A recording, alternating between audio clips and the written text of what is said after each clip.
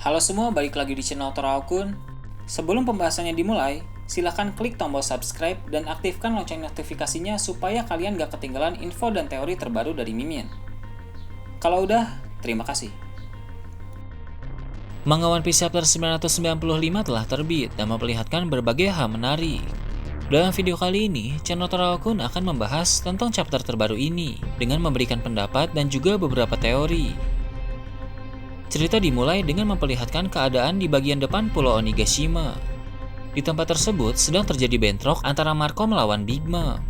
Wajar saja memang mengapa mereka bentrok, karena dalam perang Wano yang sedang berjalan saat ini, Marco dan Big Mom berada di kubu yang berbeda. Marco di kubu Luffy, sedangkan Big Mom di kubu Kaido. Big Mom mengeluh karena Marco mengganggu dirinya, padahal Big Mom sedang buru-buru untuk balas dendam kepada bajak laut topi jerami. Namun, Marco berkata bahwa dia belum tahu apa yang harus dia lakukan dalam perang Wano ini. Tapi, yang Marco tahu pasti adalah Big Mom sangat berbahaya. Dengan kata lain, karena belum ada kesibukan penting yang harus Marco lakukan, maka dia memutuskan untuk melawan Big Mom saja. Marco memukul dengan tangan yang telah dialiri api biru. Telah dikonfirmasi dalam SBS volume 58 bahwa api biru Marco tidak bisa membakar seperti api biasa, hanya untuk keperluan regenerasi atau medis. Jadi, tujuan menciptakan api biru di tangannya adalah kalau tangan Marco terluka, maka akan langsung sembuh. Big Mom menyerang dengan Prometheus, dan Prometheus terkejut ketika melihat dirinya dikelilingi api. Mungkin dia kaget karena api yang mengelilinginya itu berwarna biru, berbeda dengan api biasa. Tidak butuh waktu lama, Big Mom langsung mencekik Marco dengan satu tangan. Kemudian dia menyuruh Perospero untuk menyerang Marco. Perospero pun bersiap menyerang Marco dengan panah yang terbuat dari permen, sambil berkata bahwa dulu Perospero sempat ingin sekali membunuh Marco. Namun, sebelum melesatkan panah ke arah Marco, Perospero terkena serangan mendadak dari Carrot dan Wanda yang telah memasuki mode Sulo. Melihat kejadian tersebut, Big Mom dan Marco sama-sama terkejut. Carrot dan Wanda pun berkata akan membalaskan dendam Pedro kepada Perospero. Sementara itu, Big Mom melepaskan Marco dan pergi meninggalkan tempat tersebut karena dia tidak sabar untuk ikut masuk ke dalam medan pertempuran. Big Mom sama sekali tidak peduli soal permasalahan Perospero dengan dua suku Ming itu. Dia juga berkata bahwa saat ini Big Mom tidak punya jiwa untuk melawan Marco. Mungkin maksudnya adalah Big Mom membutuhkan beberapa homies yang lebih kuat lagi untuk melawan Marco karena Marco terbilang lawan yang merepotkan. Wanda pun berkata kepada Marco untuk mengejar Big Mom.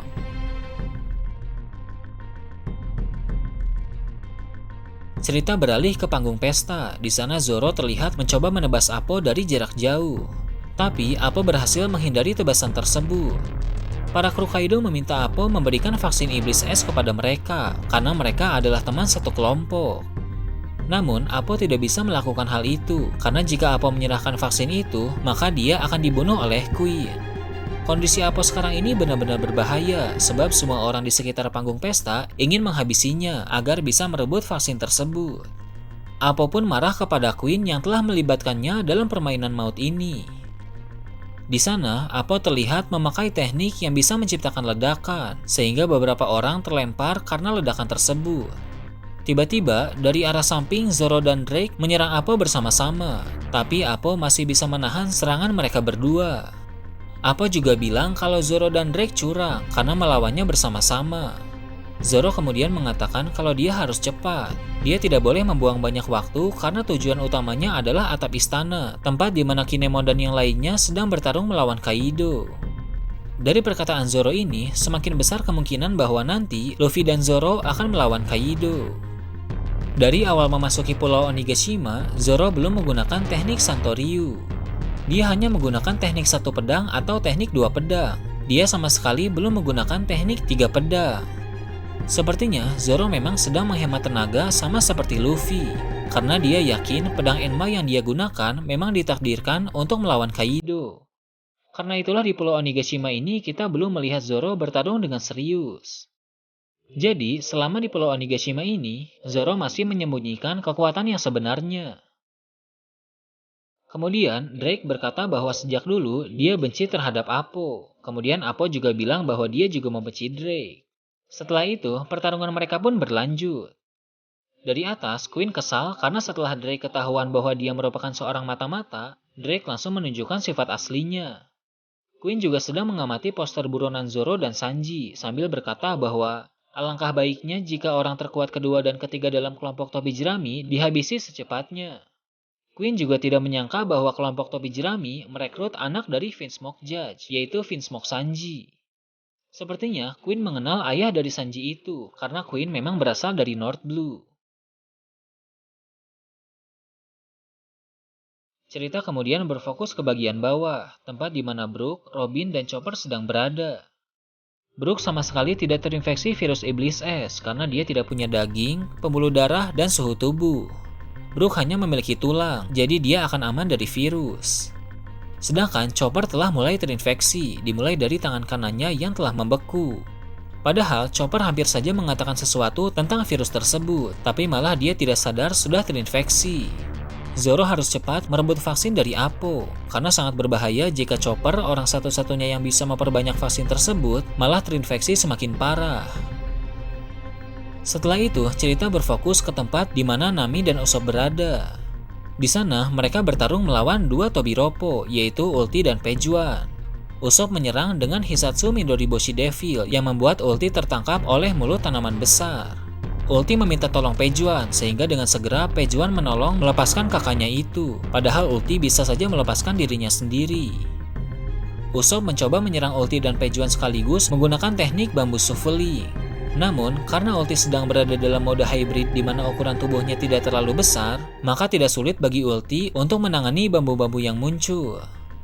Dia segera berlari menghindari semua bambu, kemudian memberikan sundulan yang sangat kuat kepada Usopp.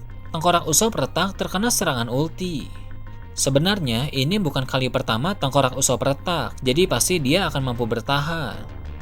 Tidak jauh dari sana, ternyata Nami sudah tumbang duluan dan terluka cukup parah. Ulti pergi menghampiri Nami, tapi sebelum Ulti menyerang, Nami memohon ampun dan mengakui kekalahannya di depan Ulti.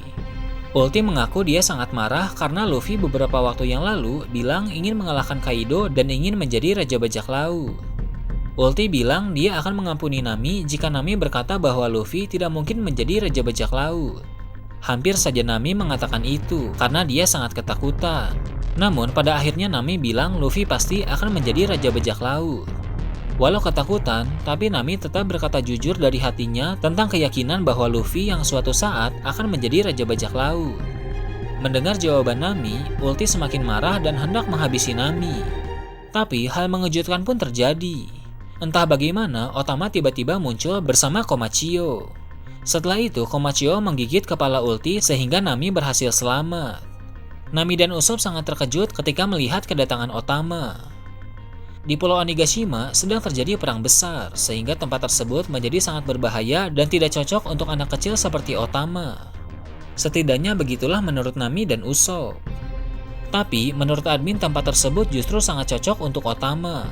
Dia memiliki kemampuan untuk memunculkan Kibidango dari pipinya. Hewan apa saja yang memakan Kibidango itu akan menjadi jinak dan menuruti perkataan Otama. Uniknya, Kibidango ajaib dari Otama pun berdampak kepada para pengguna buah iblis Smile. Ada banyak sekali pengguna buah iblis Smile di Pulau Onigashima. Sehingga, bila kekuatan Otama bisa dimanfaatkan dengan baik, maka para pengguna buah iblis Smile akan berada di pihak Otama. Nah, disinilah kemampuan Usopp bisa diandalkan. Dia bisa mengambil Kibidango Otama itu untuk dijadikan peluru, kemudian dilontarkan memakai ketapel tepat ke mulut para pengguna buah iblis Smile.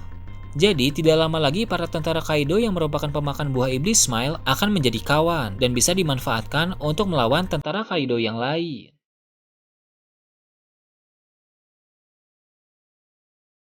Nah, itu tadi teori dan review tentang One Piece chapter 995. Gimana menurut kalian? Silahkan tulis di kolom komentar di bawah.